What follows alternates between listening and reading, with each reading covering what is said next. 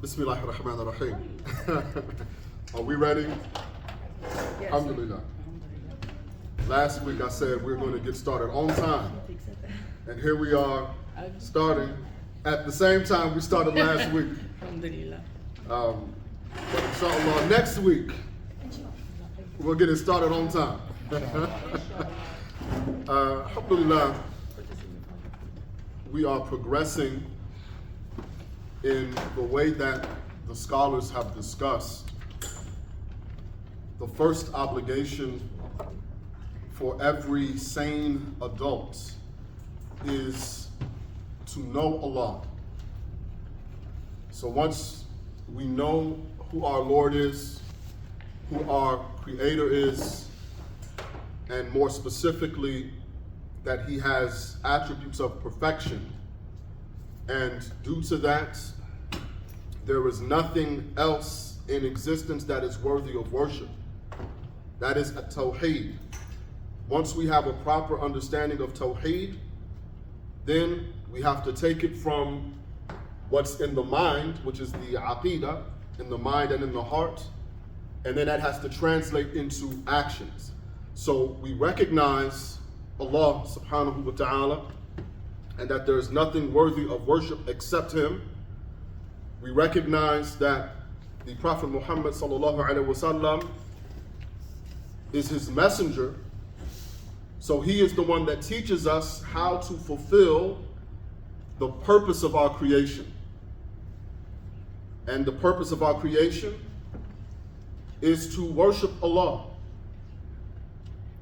So what we have for today is perfecting our worship.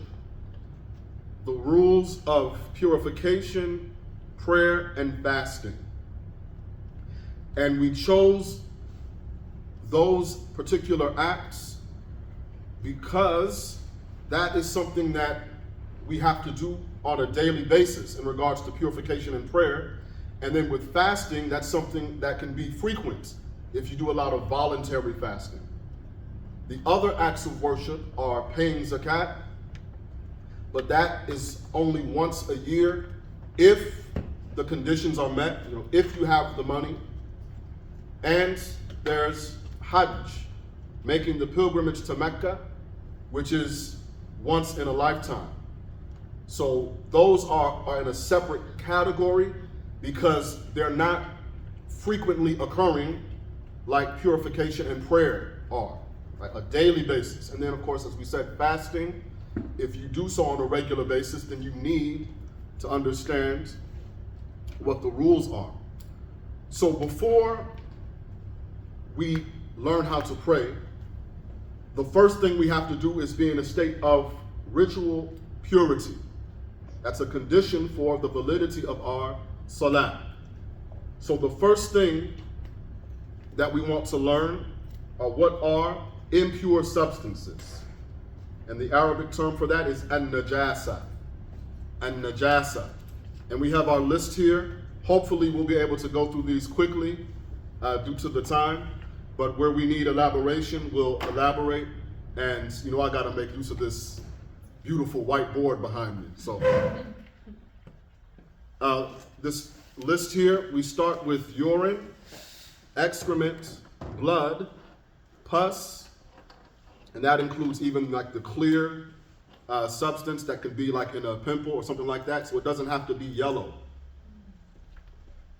Vomit, ethanol, which is a type of alcohol, but that's the type of alcohol that intoxicates. Right? Other types of alcohol have a different makeup chemically. Right? So the alcohol that intoxicates is ethanol specifically, so that is impure. Dogs, right? Anything from a dog. Pigs, same thing, anything from pigs. Pre-ejaculate, dead animals, with the exception of fish, insects / bugs, and humans. The milk of animals prohibited to eat, except for humans. And the hair of animals prohibited to eat if shed or removed while alive. And again, the exception is human beings. So somebody on one of the groups asked about number 11, which is the milk of animals prohibited to eat. So what animals are prohibited to eat? Predatory animals. Predatory animals. Of course, pig is prohibited to eat. And animals that have not been slaughtered correctly are prohibited to eat.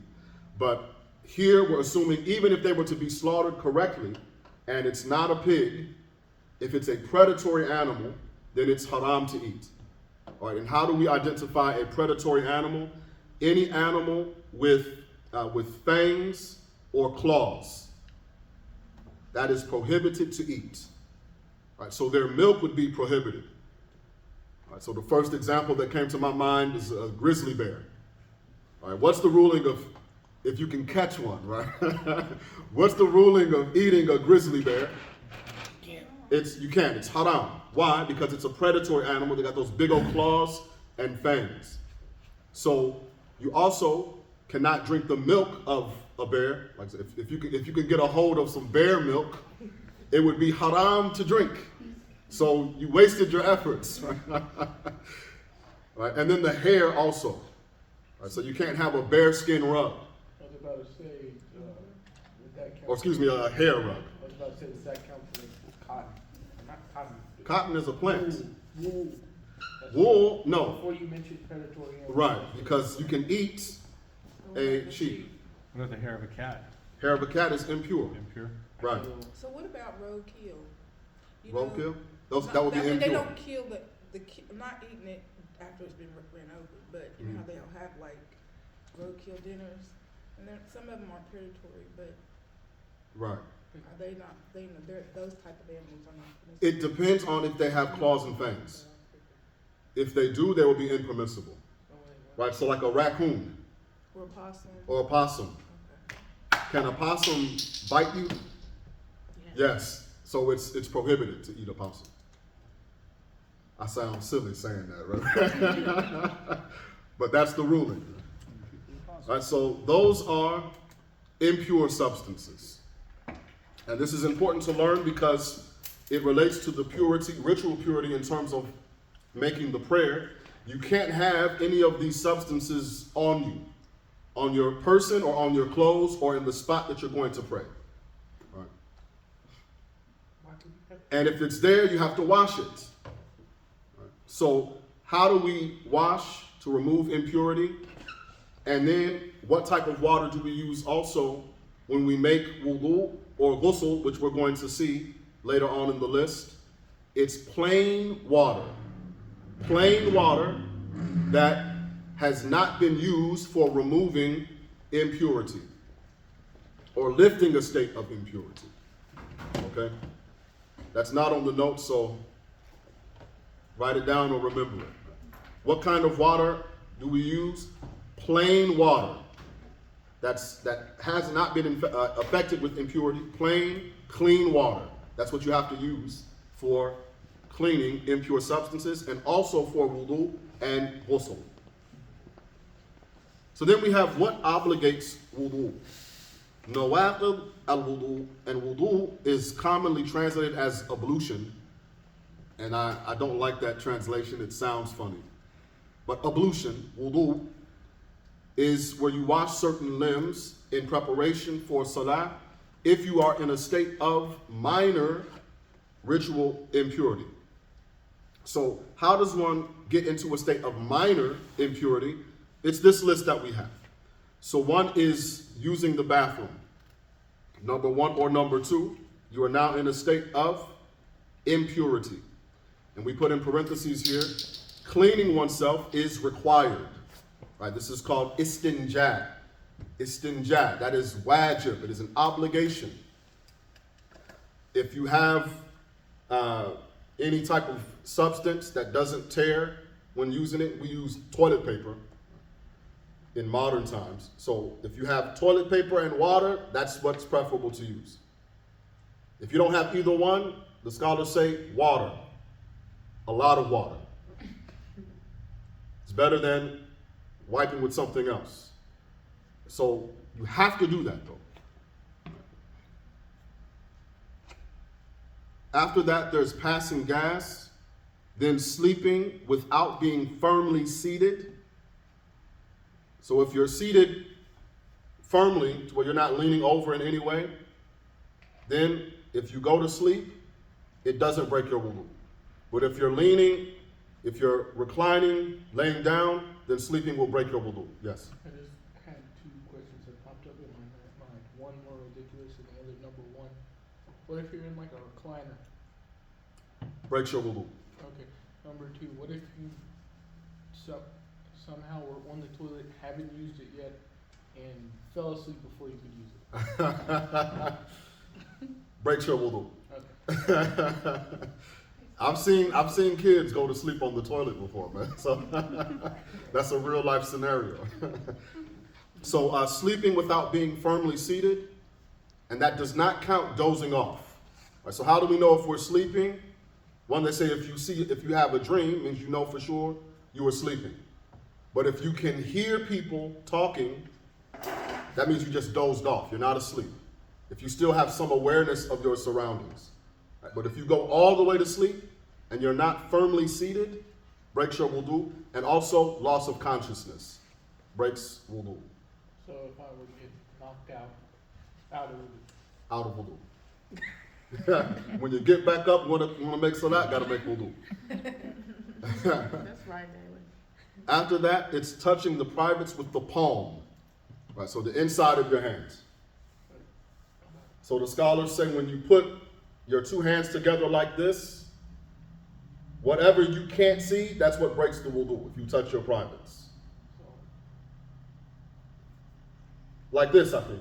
Like this. Yeah, but this part is Right. so visible. If you can see that, it doesn't break wudu. So that means The edge of your hand, y'all see you can see the, that's where technicality. when you see, if whatever you see on the edge, that doesn't break wudu. The tips of the fingers doesn't break wudu. But whatever, when you put your palms together and they touch, that part that's touching, that you can't see, that's what breaks the wudu, with touching the privates. Then there is skin-to-skin contact with the opposite sex. Right, so that excludes hair, it excludes nails, teeth, whatever.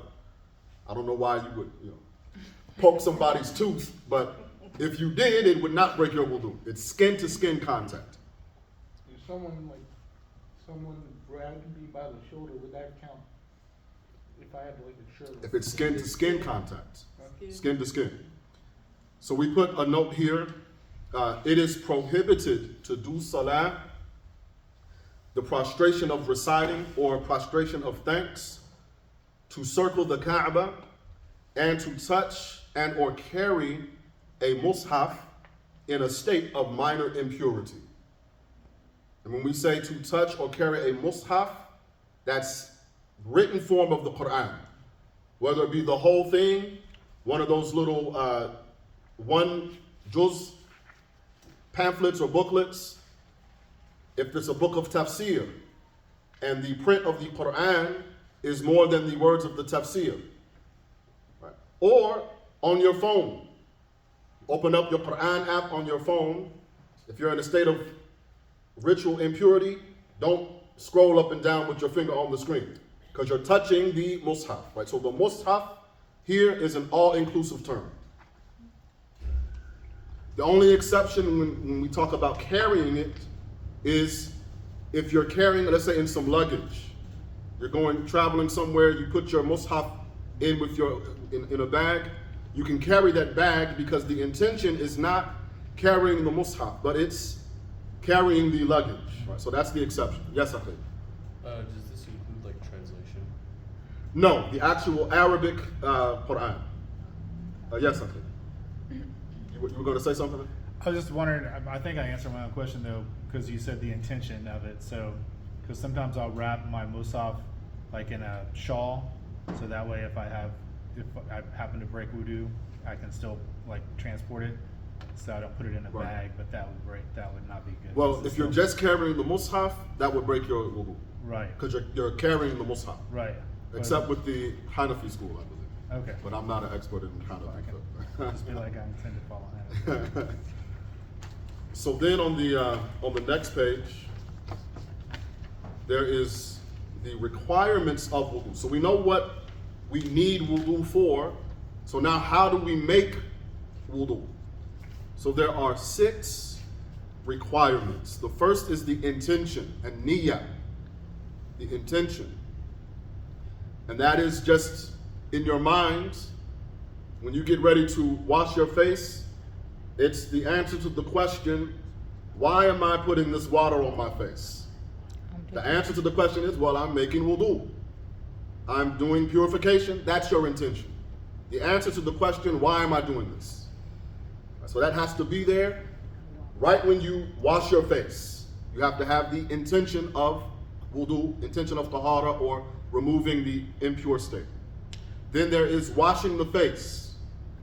Right, and the definition of your face is from your hairline to your chin, the bottom of your chin, lengthwise, and then from ear to ear. From ear to ear. Then there is washing the arms up to and including the elbows. All right, so when you're making wudu, I'm grabbing past my elbow here. This is where the water should come to, where I'm holding my arm. All right, so you're including the elbows. Then washing feet up to and including the ankles. Up to and including the ankles. And then last but not least is you have to do all of those in order. I think I skipped wiping part of the head. So wiping part of the head is number 4. All right, that's any part. All right, so if I just go like this, that's valid for me. Or if I go like this, as long as it's within the definition of my head, that is valid. All right. Also, if your hair is longer, it has to, if you wipe your head, or you'll be wiping your hair, but it has to be within the definition of the head. Right? So if your hair extends like to your shoulder, you can't wipe the hair on your shoulder and say, I wipe my head. Like you have to actually wipe within the definition of the head. But the minimal amount that counts as wiping the head is enough. Yes, Akhil. So it's like scalp, like, The scalp or the hair. okay. Right. So if you were just to gently like brush over your hair with your hand, that would count. Right, as long as it was within the definition. And then we have a note here, which is in relation to wiping over the socks. And this is something that a lot of people, unfortunately, nowadays get confused about the rulings. So instead of washing the feet, you may wipe over your socks, but the socks have conditions in order for wiping them to be valid. So a resident may wipe over socks for a day if they are thick enough to prevent water from going through. Okay? So what's the test? Dampen your hands and then hold your foot, hold that wet hand over your foot like this. And if you can feel the water, you can feel moisture, that means it's invalid. The sock isn't thick enough. It has to prevent the penetration of moisture to the foot. All right, so that means no dress socks. You know, I've seen people, they're making their wudu, they got on dress socks. You can see the foot through the sock. So it's like, I know that your feet are getting wet, I think. And they do it anyway. That's invalid. Okay. Yes? So, if you have them on pantyhose, can you make them over top of them? Like, Pantyhose, you said? if the water can go through, does that count as washing the Yeah, you would have to take it off because the water penetrates. But I'm saying if you have them on, because the water penetrates, that don't count as wudu, as washing your feet? No, it's invalid. Okay. Yeah, it's invalid. So they have to be thick enough to prevent water from going through. Durable, meaning that you could walk in them without them getting torn up. And you got to think, in pre-modern times, walking in the desert, that's the idea. So if you can walk around in the desert and the sock doesn't get tore up, that means it's durable. Otherwise, no. So it has to be thick, durable, and cover the ankles and feet completely. All right? So I got on my thick wool socks, but there's a hole at the big toe. What do? Take Take them off. Got to take them off. Can't wipe over them. Why? Because it doesn't cover my foot completely. And the last condition is they have to be worn after purification, right? So you have to finish a complete wudu and then put the socks on. All right? Do they have to go on right after wudu? No, as long as you don't break it. As long as you don't break wudu, Right. you can be like, oh, I'm about to break wudu, let me put my socks on. Right. Hurry up and put them on, Hurry up, man. All right. A traveler, right, so this is different from the resident. A traveler may wipe, meaning wipe over his socks for 3 days, right? And the day, how do we measure the days? The day starts from the time of the first wiping, right? So that's where you start your 24-hour period. The first time you wipe, not when you put them on, but the first time that you wipe them. That's when you start calculating, right? Whether it be for a day or for 3 days. Then there are the recommendations of wudu, sunan al-wudu, and the list that we provide here are not exhaustive, but it's just for us to get started with. So the recommendation is the basmala, which is to say Bismillah as you get started.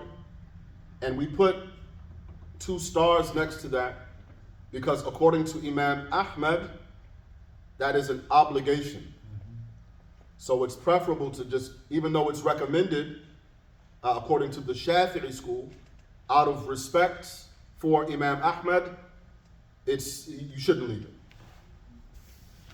And then washing the hands, meaning just up to the wrist, washing the hands. And then using the siwak, which is a toothbrush, the wooden toothbrush, but anything would count. Anything you could wipe your teeth with would count. So even if I were to pull up my sleeve and wipe my teeth with my sleeve, that would count as siwak. And then rinsing the mouth and cleaning the nose. Al-madmada wal-istinshaq. And I put, again, 2 stars there because that's also an obligation according to Imam Ahmad. It's also an obligation. Right? And it's recommended to do that 3 times for each one. Then number 5, it's what's called takhleel. Takhleel of the beard, fingers, and toes. Right? So the takhleel means to run your fingers through something, to comb with your fingers. Right? So with the beard, you would come up from under your chin and run your fingers through like that with wet hands. So that's takhleel of the beard. Then with the fingers, you would come from up top like this, from the top of your hands and go down. So that's takhleel of the fingers. And then for the toes, it's actually under. All right, and you would use your pinky finger, start from the pinky toe, and then work your way to the big toe on the right foot, and then on the left foot, from the big toe to the pinky toe. But you're going under the foot with the pinky finger. And we put a star next to the takhleel of the fingers because that is an obligation according to Imam Malik. So wherever you see those stars, it means it's an obligation to another imam, right? So it's highly recommended to always do takhleel of the fingers, just so that our wudu can be valid according to all of the imams. And then number 6 is rubbing the limbs. As you wash them to, run your hands over it with the water, or after you run the water over it. Either one works. And you see the single star there, again, because that is an obligation according to Imam Malik. Wiping the entire head. All right, wiping the entire head. There's 1 star and double star because that's an obligation according to Imam Malik and Imam Ahmad. So it's highly recommended to wipe the entire head. And the way you do that, you would take your 2 index fingers, put them together, your thumbs on your temple, and then you just go back like this. And it's also recommended to, once you reach your neck, to come back up again. But that's if you have hair that can flip over. Then there's wiping the ears, which is an obligation according to Imam Ahmed. Wiping the ears, you take your index finger for this side where all these, these lines are, and then your thumb is behind the ears. So you would go like this, follow the lines of your ear with your index finger, and then with the thumbs behind, you would just go up. And then to go like this with your index fingers inside there. So that is wiping the ears. Extending the area of washing. And this is taken from the hadith where the Prophet ﷺ, he said that the way that he will identify his ummah, and he called us his brothers, those that believed in him, despite the fact that they never saw him. Right? So not these Sahaba, he knows who the companions are, but for the rest of us, he never met us. So how does he know who we are on the day of resurrection? It's from the light of wudu, the light that will come from where we wash in wudu. So he said, if you're able to extend that light, then to do so. Right? So to extend, if you're washing your face, it's actually an obligation to go a little bit over the hairline and a little bit on the ears and a little bit under the chin and jaw. But if you can extend it to where you're covering a little bit more when you wash your face, that's good. It's recommended. And for the arms, to go up to a little bit up the bicep. And for the leg, to actually wash a portion of your shin also. Right? So extending the area where you wash so that you have that light. Yes? So, can you perform your wudu in the shower? Does that still count? Yes, you can. Okay. Right? As long as you wash in order, because doing the parts in order is a requirement of the wudu. Yes? Wouldn't that just be what we're about to talk about next? It depends on the intention. All right. So then we have washing the right arm and foot first, right? Starting with the right for the arms and the feet. Washing and wiping 3 times. Right? So everything we do in wudu, we do it 3 times. And then continuity, meaning when you finish washing one part or wiping one part, you move immediately to the next. And that is called muwala in Arabic. And that is an obligation, thus the star, with Imam Malik.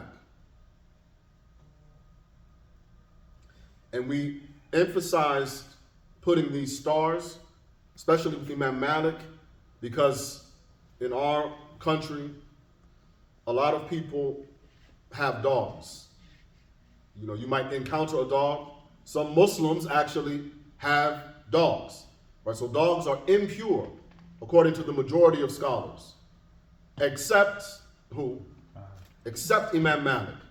Right? So if somebody is dealing with the dog, or has some type of anything wet from a dog, the dogs have a wet nose, dog comes up to you, starts sniffing you, their nose touches your clothes.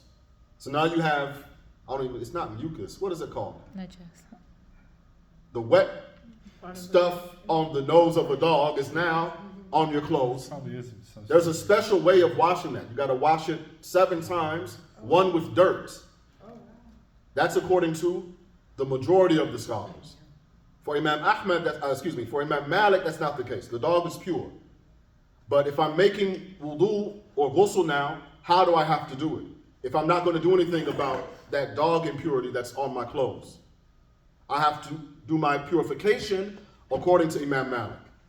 All right, so if you don't want to wash in the specified way, you got to follow Imam Malik on your purification. Is it true that you also have to follow his way of prayer if you're going to follow his way of purification? Yes. So we're going to get to that. I'll talk to you afterwards because it's actually a big question. All right. So those are the recommendations of wudu. And as we said, out of respect for all of the imams we always, it's preferable to always complete all of the recommendations. The only time I don't complete the recommendations is if I'm in a rush to catch the jama'ah or the time might run out for the salah. Otherwise, under normal circumstances, we should complete all of the recommendations. But the Shafi'i school is very convenient, especially for sisters. If you don't want to wipe your whole head and pull your hair out and all this type of stuff, it's a lot easier to just stick that finger under and there you go. Yes? I have a question back about what obligates will do. Skin-to-skin contact with the opposite sex, does that include your own children? No. No. This is for adults, unrelated adults. Unrelated adults. Yeah. Okay, great. Thank you. Adult, by what definition do you mean adults? Do like adolescents count? Yes. Yeah, there's no such thing as adolescence in the Sharia. Right. You're either a child or you're an adult. All right. And a Yes. Shafi'i school always counts for your wife as well, right? Right. Yeah. Yes, I think. Okay. And actually, that's a good question because here, an adult, actually, the scholars don't say that. They say kabira with the meaning of, even if it's a girl that has not had her first period yet, so technically she's not an adult. A female is not a woman until she has a period. But what if she has the form, the shape of a woman, despite not having a period? It will still break the wudu, right? Even if she's not baligha, if she hasn't matured yet. Right, everybody follow me? So that's what is actually considered. So then we have what obligates ghusl, ma yujib al-ghusl.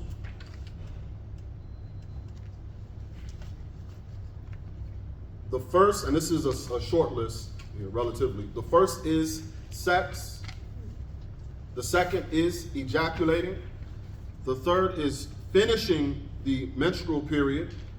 And the maximum length for a period is 15 days. And then finishing postpartum bleeding.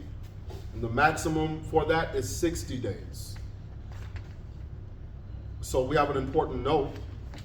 In addition to the prohibitions of minor impurity, reciting the Quran and staying in the masjid are prohibited in a state of major impurity. All right, that means what requires a ghusl. It's called janaba, major impurity. And then there's also rulings for the specific to women, either for the period or for postpartum bleeding. So fasting must be made up. Right, so fasting, it's prohibited on the period or postpartum bleeding. But what does the woman do? She makes up the fast. She does not make up the prayer. Okay. Then passing through the masjid with fear of soiling. Sex, sexual play between the navel and knees, and divorce are prohibited while on the period or postpartum bleeding.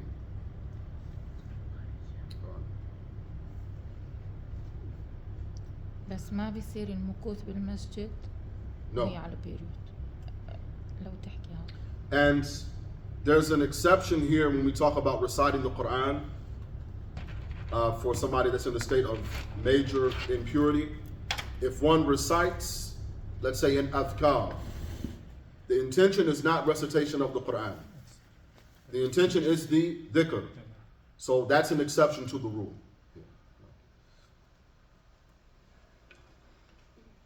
So now we have why we have to make ghusl. Then what exactly is the ghusl? What do we have to do?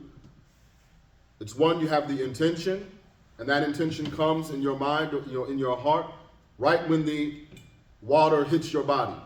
Okay, you have the intention of ghusl, and what is the ghusl itself? It's washing the entire body. Washing the entire body. And that's it. Then you have the recommendations. So there's making a complete wudu before. Rinsing the mouth and cleaning the nose, just like in wudu. And I should have put a star there for Abu Hanifa, rahimahullah, because that's an obligation according to Imam Abu Hanifa. Rubbing, just like in the wudu, I mean rubbing the body as you wash, and washing the right side first, and then washing 3 times, right? Just like with the wudu. I have a question. Yes. So, when is this performed? Like, After any of these 4 in the list that we Okay. just read, okay. right? Sex, ejaculating, finishing the period, and finishing postpartum bleeding. And recommended on Juma. And recommended on Jumu'ah, yes. And it's emphatically recommended for Jumu'ah. I got a question. So when Yes. we do also when we do this, we do it in the form of this. If we're making wudu, we do it in order, just like you said, correct? When we're making ghusl. When ghusl doesn't have to be in order, Okay. as long as your whole body is washed, Okay. right? So you can have your intention, you step into the shower, soon as that water hits your foot when you put it in, that's sufficient. Okay. Yeah, it doesn't start with any particular body part. Then there is at-tayammum, which is a substitute for purifying with water. So the requirements of at-tayammum is that, of course, you have the intention. Then you have to find and or get dirt. Right? And the meaning of dirt here is dirt that has ghubal, which is, it leaves like a dusty residue, because that's actually what is being used. Right? So you're not grabbing a handful of dirt and throwing it on your face, right? That's not what tayammum is. But it's the residue, like the dust that comes, okay? And then wiping the face and arms up to and including the elbows, right? So that's like wudu, okay? And like we said, you're looking like you're imagining somebody grabbing some dirt and putting it on their face. That's not what it is. So sand, What you say? What? sand would be, like if you have sand laying around. Sand? No, it's dirt. Dirt. But in the desert with all that sand, They have dirt. They have dirt in the desert too. Okay. Also, wasn't this Most. Yes, go ahead. wasn't this still when the desert over there was somewhat fertile before? When with the time of the Prophet ﷺ, no, it was all desert. Yeah. So you have to do that in order, meaning wipe the face first and then wipe the arms up to and including the elbows. So we'll offer some clarification on the 5th item: patting the dirt twice. Right, once for the face, once for the arms. Okay? Again, you're not grabbing dirt. You're just patting it. And then also, it's recommended to actually dust your hands off like this. All right? So you're not actually putting dirt on your face. Okay? You're getting it off of you. And then you're wiping it. Okay? So what do if we don't have, if we don't have water, we do not have access to water, you do at-tayammum. All right? What if we don't have water and also we don't have dirt? Then what? حجر. No. If you don't have either one, you just pray anyway, due to hurmatul waqt. If the time for the prayer is about to go out and you haven't been able to find no dirt and no water first, right? Then no dirt, then you just go ahead and pray. Where would you, for a second there, I was wondering where in the world would you have to be in order not to find either of those two things in your life? There's a lot of situations where you cannot have access to water. Right? And even with dirt, it's hard to find dirt that has the dust residue. Right. So if that's the case, if you have neither one, then you just go ahead and pray. Right? Li hurmatul waqt, for the sanctity of the time. Yes. So, are you patting the dirt twice back to back? No. It's once. You for pat the it face? once for your face, then wipe your face, then pat it in another area again for your arms. Okay, so you pat it, then do this, then your Yes. face? Okay. Yes. I mean, you don't have to dust it off. Okay. You can go ahead and put that dirt, but for most people, you're going to dust it off so that your hands aren't dirty. Is it like that when you do the wudu? Do you do, like, when you're doing it in order, you do the face, your hands, and then you do the feet, and then you, or can you do like the arms? No, it has to be arms. face, arms, head, feet, in that order. Okay, everything, gotcha. And when you do, you don't make intention to do wudu, to clean yourself, you make intention to make the prayer acceptable, right? That's what somebody, In terms of what? like when you do the dust, you don't, with the intention. You already isn't have, for when you wudu. start, you have the intention. Right, but your intention Yeah. isn't like wudu, it's just to make. No, the, no, no, It's no. to make the prayer. Right, exactly, acceptable. right. Okay. The all right. intention, you can just say, I'm making tayammum, and it's understood. Okay, Right. good deal. All Yeah. right. Because it's not a purification in that sense. It's just Because as soon as you have access to water, you have to make. you have to do the wudu. Alhamdulillah. Okay? So then, now we have, so that's purification. We're kind of making good time. Alhamdulillah. Now we have everything, not everything, but again, it's not exhaustive, but we have most of what you need to know for as-salah. Right, so the 5 obligatory salawats, the prayers, there's 5 of them, as you know, we said. It's Fajr, which is 2 cycles. The Arabic term for that is rak'ah, and the plural is raka'at. So there are 2 raka'at for Fajr, which is dawn, the break of dawn. All right, and when the sun comes up, that means that the time for Fajr is done. Then it's a dhuhr, which is the early afternoon prayer. Right, so that's after the sun has passed its zenith. Okay? Then there is Asr, which is the late afternoon prayer. We forgot to say that Dhuhr is 4 cycles. Asr is 4 cycles. Asr comes in where the sun is making its way down, and the length of an item or an object is twice the length of the object, the shadow of an object is twice the length of the object itself. So if it's on a sunny day, you can see by observing shadows when it is time for Asr. A question. Yes. So like earlier we was talking about different schools of thought. So like the Hanafi, or which one has a different Asr time? It's the Hanafi school. They pray later. If you were, say you don't follow Hanafi school, but you missed the Asr prayer, but if you was to pray at the Hanafi time, you would make it. Are you allowed to switch it for that reason, or have you missed the salah? I would. Okay. Yeah.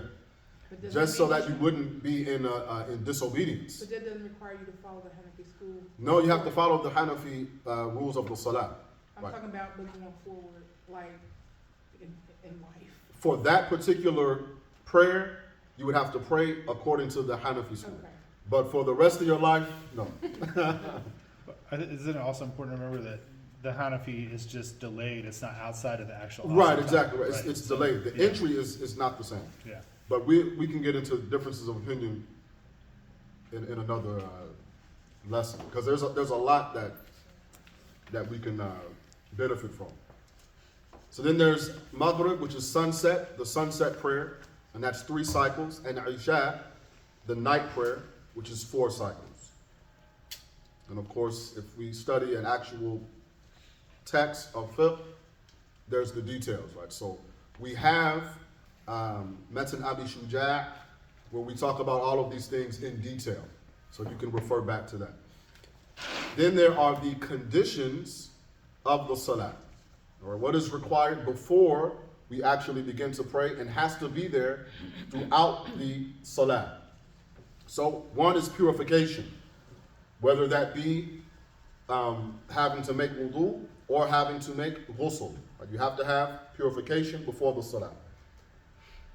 And then cleanliness of the body, clothes, and place, which is what we were talking about with impure substances, all right? You have to have cleanliness from those things, on your body, your clothes, and the place that you're actually praying. Then covering the awrah. And the awrah is one's nakedness, but that has specific definitions in the Sharia. So covering one's awrah, the awrah for a man, so a free man, is what is between the navel and the knees. That is the awrah of a man. And when we say covering the awrah, what that means is covering the color of the skin. Right? So anything that's sheer, where you can see the person's skin underneath, that does not qualify as a covering. All right? What that does not refer to is the size or shape of the awrah. Right? So if somebody, a man were to pray in tight pants, I don't know why he would be wearing tight pants, but if he were to do that, if he prays in tight pants, that is not considered a violation of covering one's awrah. However, it is disliked to do so. All right. For a woman, the awrah is the entire body except for the face and the hands.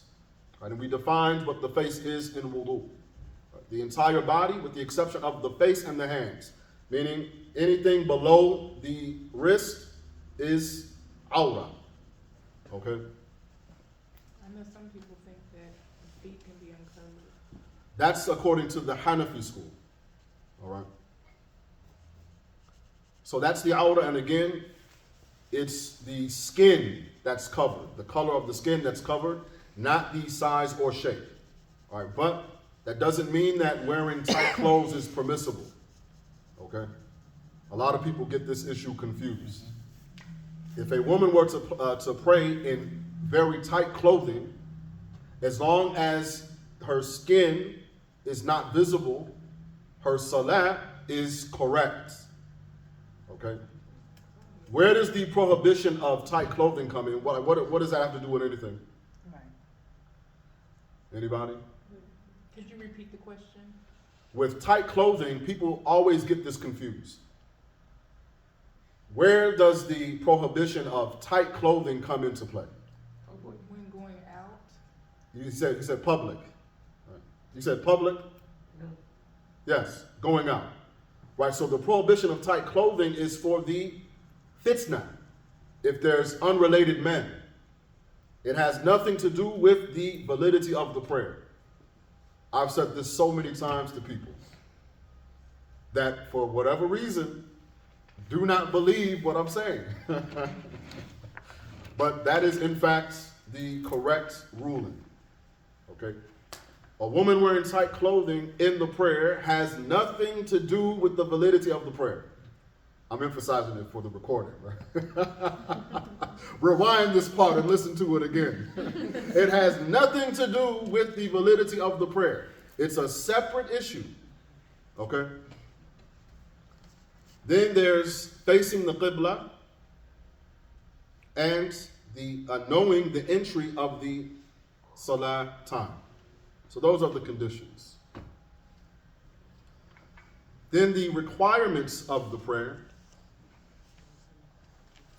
There's the intention, and that is when you do the takbiratul ihram, which is to say Allahu Akbar. Allahu Akbar. When you make that statement, you have in your mind the ruling of the prayer, right? This is an obligatory prayer that I'm doing, and which prayer it is.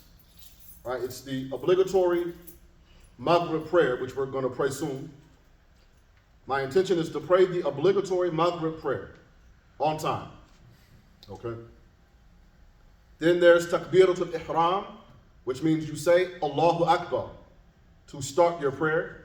Then after that, reciting Al-Fatiha, the first chapter of the Quran, standing for the able. Bowing, ar-ruku' it's called. And what is the bare minimum ruku'? The bare minimum ruku' is that you're able to touch your knees. You're able to touch your knees. All right, so if you lean over enough to touch your knees, that is ruku'. The complete ruku' is the upside down L. The upside down L. When you're going, straightening your back like this, and just a little bit further down than the bare minimum.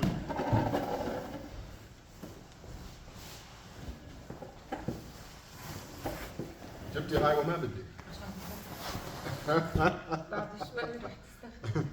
Right, so that's the bare minimum. Ruku'. Then you come back up from the ruku', called i'tidal. Standing up again. Then prostrating, as-sujud. And we prostrate twice. Then sitting between the two prostrations. Right, so then in all of the positions that we assume in the salah, you have to have stillness in those positions. Right? What is the stillness? It's as long as it would take you to say subhanallah, one tasbihah. Right? So if I want to go into my ruku', the bowing, and I go like this, is my ruku' correct? No. Because I didn't spend enough time in the ruku'. I wasn't still. I just went down and immediately came back up. So that is invalid. I would have to go down enough to say subhanallah and then come back up. All right, so that's called ma'nina, stillness. And that's for all of the positions in the salah. Then there is the last tashahhud. And you can read that, that's the transliteration. And if you are a new Muslim and it's time to pray, which any time of the day you accept Islam, it's going to be within a prayer time for the most part. You would have to have this in your salah. But what if you can't learn it on time and get it, learn it well on time for the salah?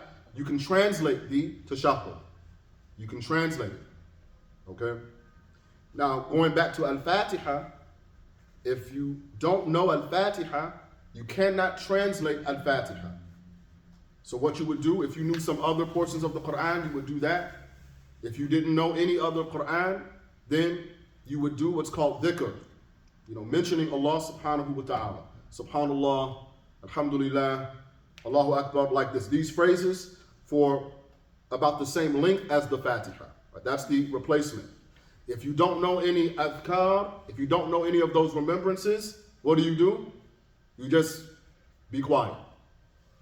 Just meditate for a moment and then go about the rest of the prayer.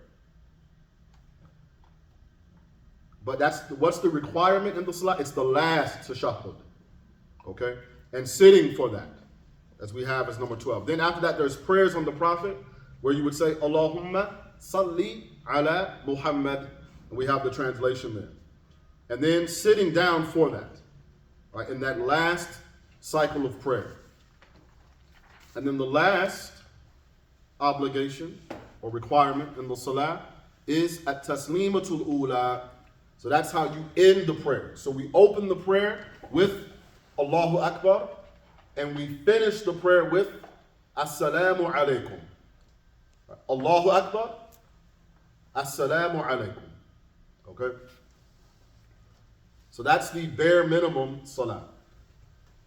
But most of what we do in the salah, you can see there's a long list of recommendations, right? Takes up most of the page. So the recommendations of the salah are lifting the hands. That's with each takbirah, with some exception. Right? So Allahu Akbar, I'm putting my thumbs to where I'm not touching my ears, but they're on the same, I'm forgetting the word. It's not perpendicular, is it? Parallel? Yeah. Is it parallel or perpendicular? Which one is it? I don't know which one it is. It's a, Parallel? yeah. Parallel. Okay. It's one of those two. But we'll go parallel to my ears. My thumbs are here, and my hands are out facing the Qibla, and my fingers are naturally separated. Okay? Allahu Akbar. Okay? You might see some people touch their ears, but you don't touch your ears. You just have them to where if you were to raise your thumbs, you would be able to touch your ears. Then there's the opening supplication, and there's different narrations of that, or different variations in the Sunnah. All of them are valid. And I'll leave that for y'all to do some homework, right? Some opening supplications for the Salah. And then seeking refuge after that. All right, so first we say Allahu Akbar, we do our opening supplication. Then before we recite from the Al-Fatiha, A'udhu billahi minash shaitanir rajim. Okay? And that's in each rak'ah before reciting Al-Fatiha. A'udhu billahi minash shaitanir rajim. I should have put the transliteration, but I didn't. So y'all can write that down. Then after that, reciting aloud, meaning reciting when you're reciting the Quran, to do so out loud in Fajr and the first 2 cycles of Maghrib and the Isha. And saying Ameen after Al-Fatiha. Aloud in loud prayers and quietly in quiet prayers. Reciting a surah after Al-Fatiha. And this deserves a star because for Imam Malik, that's something you have to do. All right? In the Hanafi school as well. Holding the left wrist with the right hand under the chest. All right, so that's while I'm standing and reciting Allahu Akbar. I'm holding my wrist, my left wrist with my right hand, and placing it under my chest, like this.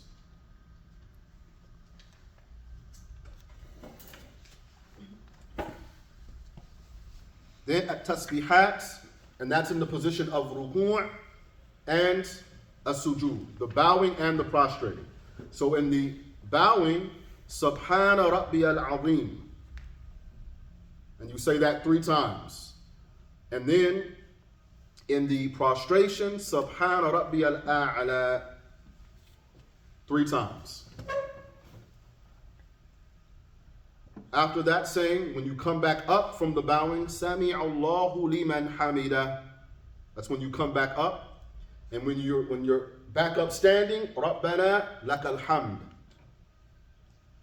The Qunut supplication after rising from bowing in Fajr.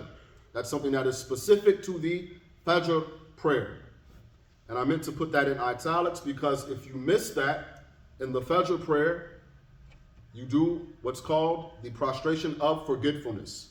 Before you finish your salah, you would do 2 prostrations as you would normally do, and then you do the assalamu alaikum. All right. Now, the supplication, you take it from the sunnah, that's better, and I'll leave that for y'all to look up. But the bare minimum is any dua in Arabic. All right, so you can say, Allahumma gfirli ya ghaffar. Allahumma gfirli ya ghaffar. And then the salat on the Prophet sallallahu alaihi wasallam. Allahumma salli ala Muhammad. And that would count as qunut, right? So the bare minimum, any dua in Arabic where you're calling Allah subhanahu wa ta'ala, then doing salat on the Prophet counts. Right, but obviously it's preferable to use a dua, a supplication from the sunnah. Okay. Now this number 10, that is something that is specific to the Shafi'i school. Imam al-Shafi'i, he's the one that says this. For the others, no. Then supplication between 2 prostrations. All right, so I make my prostration. Subhana Rabbi al-A'la, Subhana Rabbi al-A'la, Subhana Rabbi al-A'la. Then I come back up, I'm sitting down. Then I make this dua. Rabbi ghfirli warhamni wa'afani wajburni, wahdini warzuqni. It's a beautiful dua. It's short and sweet, but the meaning is heavy. Right, so what we're saying between the two prostrations is, oh my Lord, forgive me, have mercy on me, give me well-being and strengthen me, guide me and provide for me. What do you need other than this dua? I mean, that dua pretty much has your whole life covered. Right? Forgive me, right? Forgive me, have mercy on me, give me health, well-being, strengthen me, guide me, and provide for me. Then they're sitting for the first tashahhud and prayers on the Prophet. And that's in italics because if you don't do that, you do the prostration of forgetfulness. Then as-salatu al-Ibrahimiyya, after the last tashahhud, right? So in that last sitting, you say the tashahhud, and then after that, what we have the transliteration of there. Supplicating in the last sitting. And it's preferable to take something that comes from the sunnah. And then, when you end the prayer, we end the prayer how? With at-taslimatul ula, the first salams. Assalamu alaikum. That's the bare minimum. But for the sunnah, I add to that, Assalamu alaikum wa rahmatullahi wa barakatuh. Or you can say wa rahmatullah. Assalamu alaikum wa rahmatullah. And after saying Assalamu alaikum, facing the Qibla, you turn your head to your right. So, Assalamu alaikum wa rahmatullah. That's a sunnah. The additional phrase, and then turning the head to the right. Then I come back, Assalamu alaikum wa rahmatullah on the left. Right, so that second salam is sunnah. It's recommended to do. Okay? We forgot to mention something very important on the obligations of salam. Right, so we know that we have to do the prostration. When we do the prostration, what has to be actually on the ground? Your forehead, not your nose, except if you're a Hanafi, right? Otherwise it would be recommended. But it's the forehead, your hands. When you go down, you put your fingers together, facing the Qibla. Right? Your forehead, your hands, your knees, and your feet. Right? So where do people make a mistake? This is a very common mistake. Now again, we're speaking from one perspective, but if you learn this perspective, you'll notice it all the time. The feet in the sujood. What they'll do is they'll be on the tiptoes, which is not correct. All right, the actual bottom of the toe should be on the ground. On the ground. Now you might not be able to get all 10 toes on the ground in sujood. All right, so then at least the big toe has to be planted on the ground. Not the tip, but the pad, the bottom. All right? That's why you brought it? You want me to do sujood in front of everybody? I'll demonstrate in a polite way. We'll demonstrate. So, I don't know. So you see people, they'll have their toes like this, or their feet like this. That's incorrect. Or like this, where it's the tips. That's not how it has to be like this. You can't see what I'm doing, right? Yeah. Okay. Like this. The toes have to be on the ground. Okay, in the sujood. Okay? Yes, I can. Also, when you're praying with multiple people, you have to be foot to foot, shoulder to shoulder, both touching, right? Well, that's in the group prayer. We unfortunately don't have time to get into the details of the group prayer, but that's a sunnah, not an obligation. All right? I should have left my shoes off to demonstrate the different ways of sitting in the salah, which are recommended. Okay. As soon as I put them on, I took them back off. So how do you sit in the salah?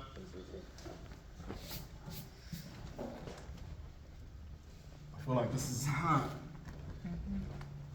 So you can do in the first sitting, which we said is a sunnah, you sit, I actually should turn around. Yeah. But, so you want to have your left foot, you're going to sit on your left foot and have your right foot lifted up like this. This is called iftirash. Iftirash.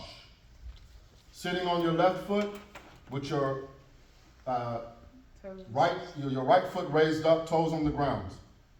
Okay?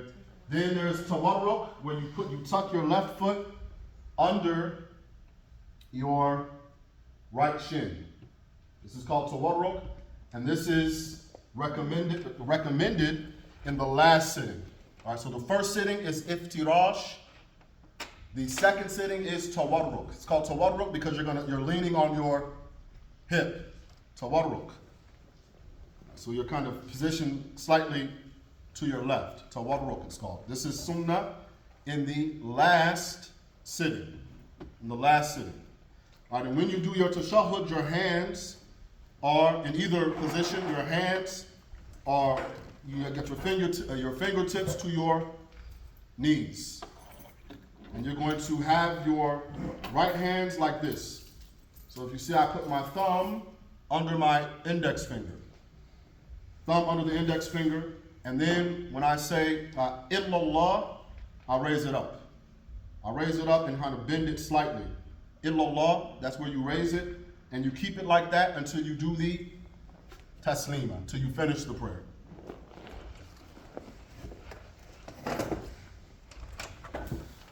Which leads actually to another point. You have a few more minutes where you have a distinction between men and women in the salah. Excuse me. So for men, it's sunnah to spread out in the bowing and the prostration. To spread out. Okay? But for women, when we say spread out for the men in the sujood, like your stomach is going to be off of your thighs. Your stomach is off of your thighs, right? So there's going to be space, like an open space between it, and then the arms also, you're going to have it to where your under your arms is open, all right? You're not going to put them together, and you're not going to put them on the ground. This is something that the Prophet ﷺ, he told us not to do. He instructed us not to put our arms on our forearm from the ground in the prostration, right? But for women, for the modesty, for satar, they don't do in the same way as men do. Okay, they're gonna ball up more. Okay, so in the sujood, how do they do the sujood? They don't open the space like that, like men would do, and they don't have space between the thighs and the belly. Okay, you're gonna close that up, for the sake of satar, covering. Yes. You don't put your elbow this part of your arm around the No. Just do your hand. No. Right. So a man is going to be, his prostration is going to be like this, the arms are going to be open like this, but for a woman it's going to be closed in. Yeah. And the same thing between the belly and the thighs, you're going to close that area. Okay. Can I ask another question? Yes. So when you go down into sujood, you put your hands down first and then your knees, correct? Your hands down first and the knees. That's with Imam Malik, rahimahullah. So you can do it. Yes, you can do it. Yeah. I didn't know that. But for the other imams, it's you go knees first and then hands. Knees first, then hands. Okay, we got 4 minutes until Maghrib. Yes, I could. What about the moving of the finger? The moving for the finger, according to Imam al-Shafi'i, is just where you take it out of the resting position. All right, so here I move my finger, right? That's his understanding of it. Okay. Yeah. And then, could you explain the like 2 dawns of Fajr? Because I remember being confused about this, fasting for Ramadan. Yeah. And I didn't know when the beginning of fasting actually started. Right. The beginning of fasting starts with what is true dawn. That's where you actually have that break of light. Okay? Not, I don't know how to describe it. Has anybody observed what's called the first Fajr? You can see the line between the light and the darkness. Right. That's the first Fajr. And that's when prayer begins. No. It's true dawn. The true dawn is where you actually have the break. I mean, Fajr means break or split, right? So when that occurs, that's where is the true dawn, the true Fajr. Yeah. I mean, if you use an app, it will tell you. But don't use an app for all of your life. You should actually, at least once, go out and observe in like a clear space. It's hard to do in West Virginia because it's mountainous. Because you never know when you won't have a phone. Or Right, exactly. Alhamdulillah, I was fortunate to live in a desert region, so I've seen all of the prayer times in just open space with no buildings. So it's a skill that, I mean, it's not even really a skill. It's just an observation that you should learn how to do. And also the moon sight, right? So And moon sighting, yes, it's actually very important. comes in locally, Right, not by. yes. So then we have the voluntary salah, what's called an-nawafil, and this is important because how is it that we get close to Allah? According to the hadith of the wali, of the friends of Allah, that friendship with Allah is based first and foremost on fulfilling our obligations. The fara'id, which is what we've been talking about so far. Purification and prayer. You have to get the obligations done right.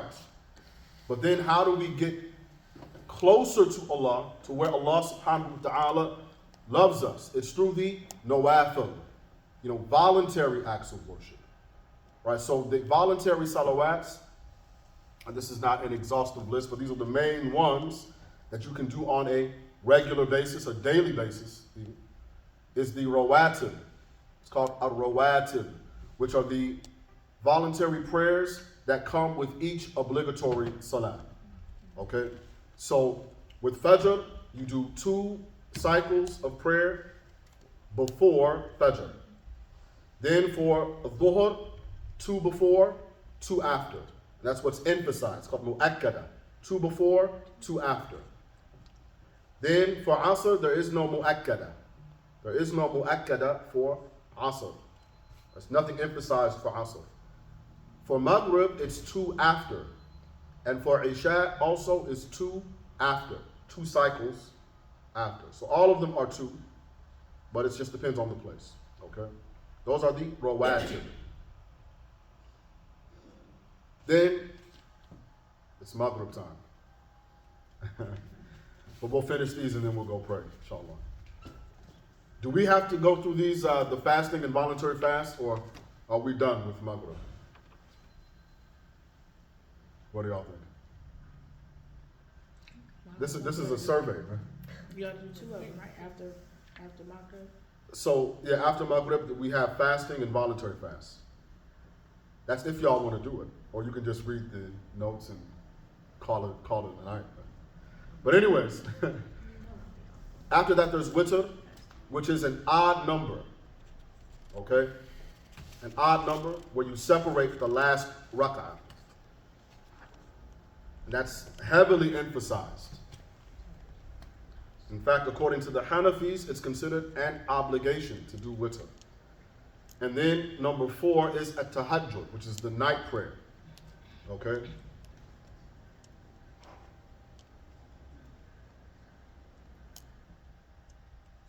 And of course, all of the details of this we have